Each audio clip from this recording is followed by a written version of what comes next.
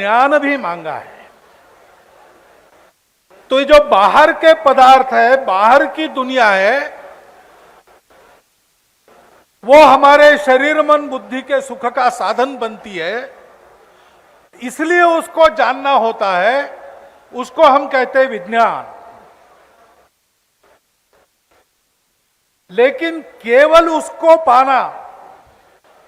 उसको पाना हमको सुख नहीं दे सकता। ये ज्ञान है ना, सामवेद है। अब वेदों में सूत्र है, समझ में आना कठिन है। वेदों का सही अर्थ पाने के लिए अनुभूति चाहिए, परंतु उसका तत्वज्ञानात्मक विचार साथ साथ कुछ ब्राह्मण और आरण्यक ऐसी दो बातें रहती है, उसमें किया जाता है। वो भी तत्वचिंतन होने के कारण सामान्य लोगों के पल्ले पड़ना कठिन रहता है। लेकिन इस सारे चिंतन के फलश्रुति स्वरूप, परिपाक स्वरूप, परिणाम स्वरूप उपनिषद है।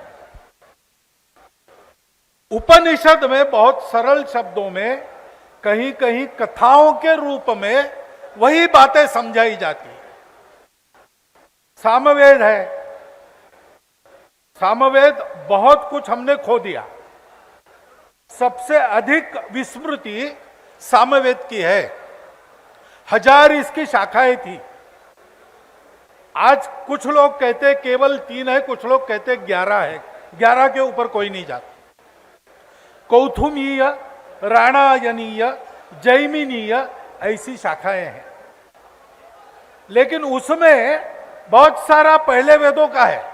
जैसे राणायनी शाखा में जो ऋचाएं हैं 1549 ऋग्वेद से ली और केवल 75 सामवेद की अपनी। सामवेद की और एक विशेषता है, भारतीय संगीत का उद्गम उसमें है। वेदों को गाते समय 3 स्वरों का उपयोग करते हैं। एक सामान्य स्वर है जिस स्वर में हम बोलते हैं, एक उससे नीचा स्वर है, एक ऊपर का स्वर है।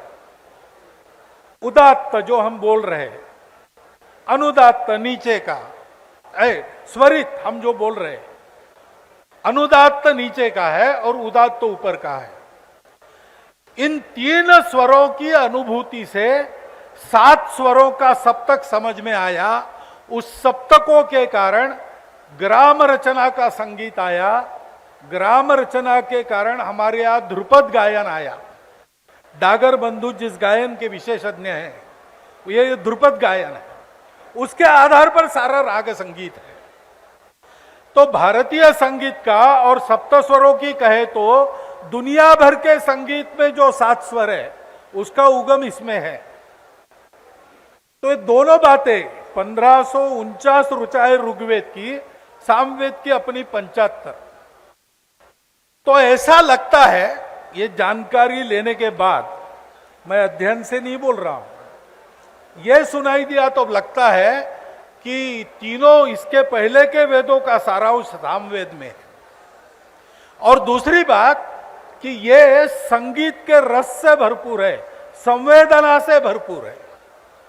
शायद सरस सारांश होने के कारण भगवान ने वेदानाम सामवेदोस्मि ऐसा कहा होगा।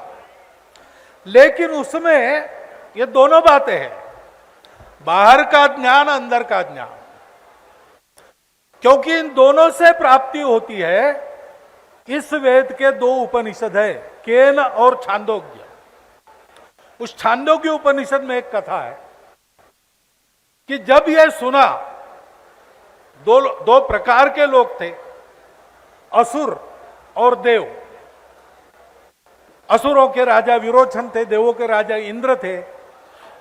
दोनों ने सुना कि ब्रह्मा जी कहते हैं आत्मा को जानने से कुछ भी जानना बाकी नहीं रहता। आत्मा को पाने से कुछ भी पाना बाकी नहीं रहता। और जानने की और पाने की जो ललक रहती है वो पूर्णतः शांत हो जाती है। इसलिए मन शांत होता है, आनंद मिलता है।